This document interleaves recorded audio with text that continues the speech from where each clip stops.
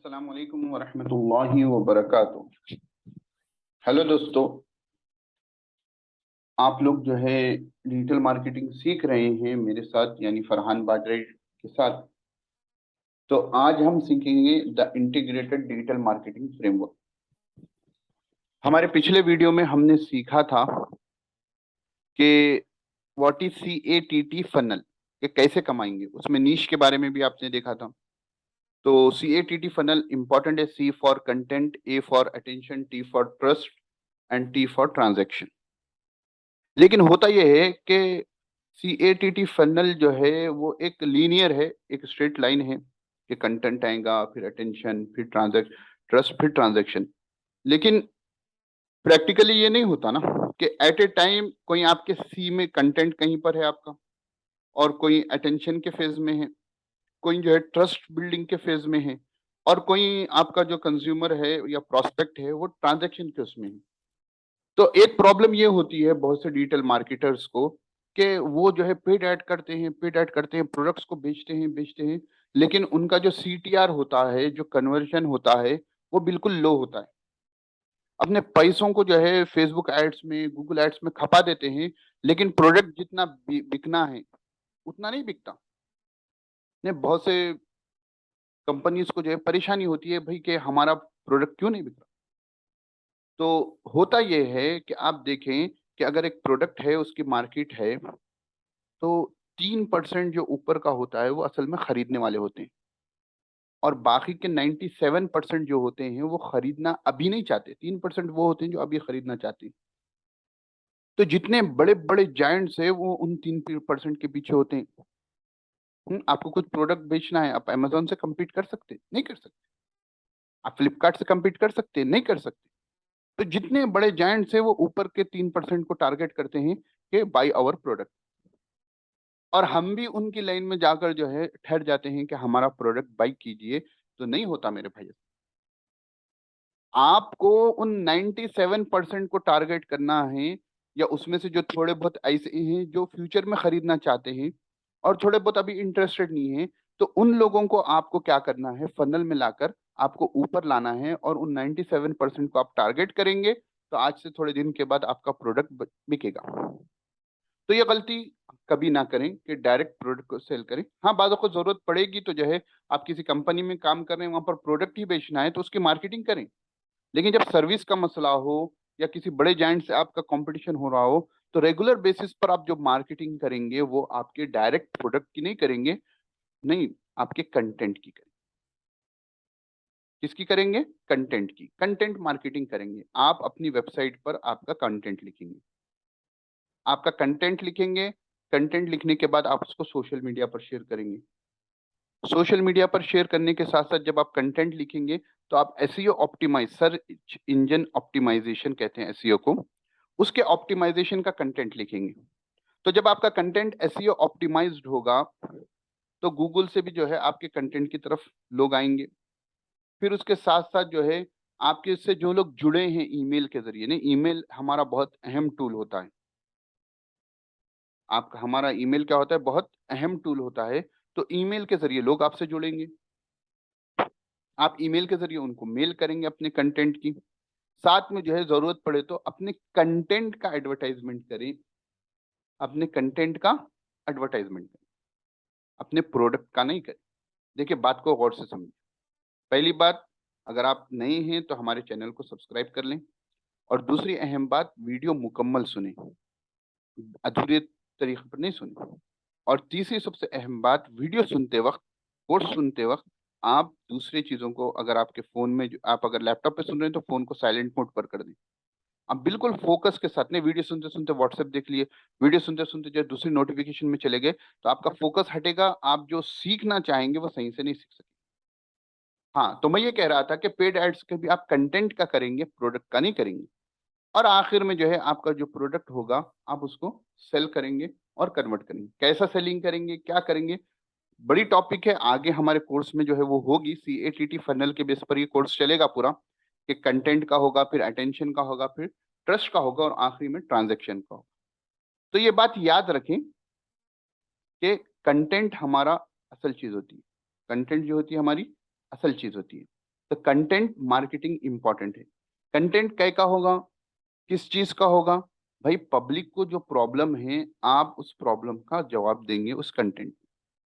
Digital marketing के बारे में है, तो डिजिटल मार्केटिंग कैसे सीखनी है, तो आपके कंटेंट में जो है डिजिटल मार्केटिंग के बारे में कंटेंट नहीं। पहले जमाने में छोटे छोटे कंटेंट लिखते थे, 200 लेटर्स के, 300 वर्ड्स के। नहीं, अब जितना बड़ा कंटेंट होगा उतना आपको सर्च इंजन ऊपर रखेगा।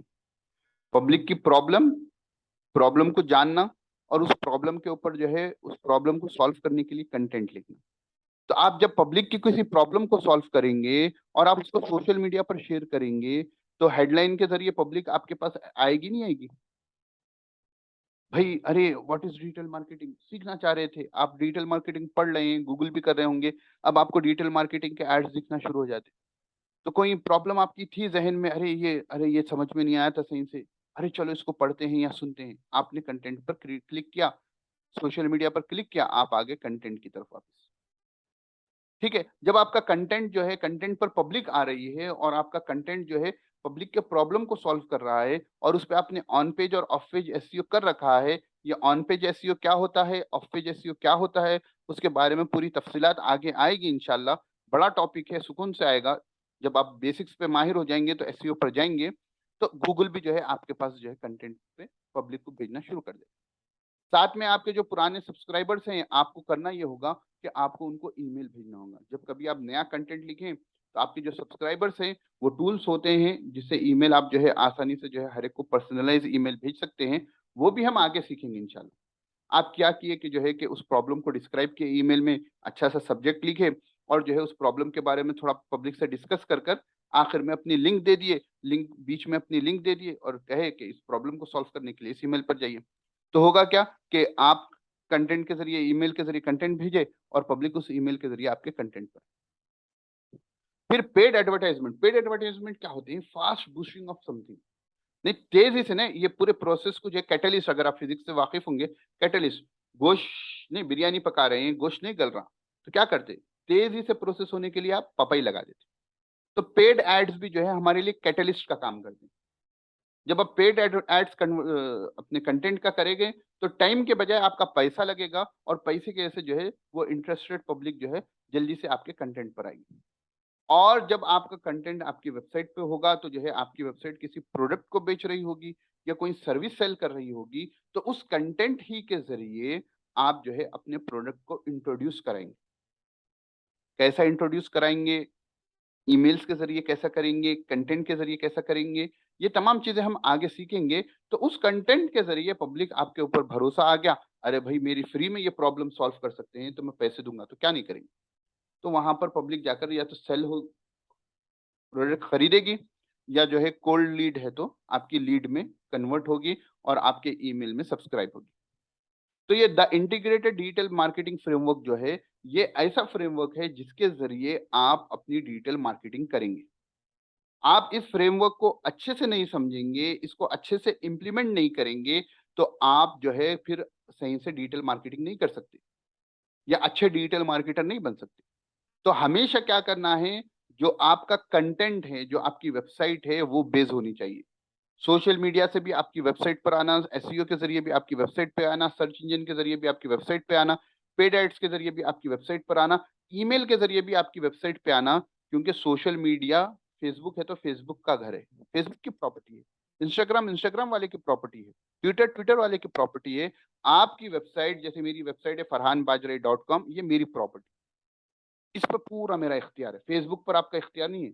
आपके लाखों फॉलोअर्स हो जाएंगे, और जो है आप पोस्ट करेंगे, 1000 लोग भी सही से नहीं देखेंगे। क्यों?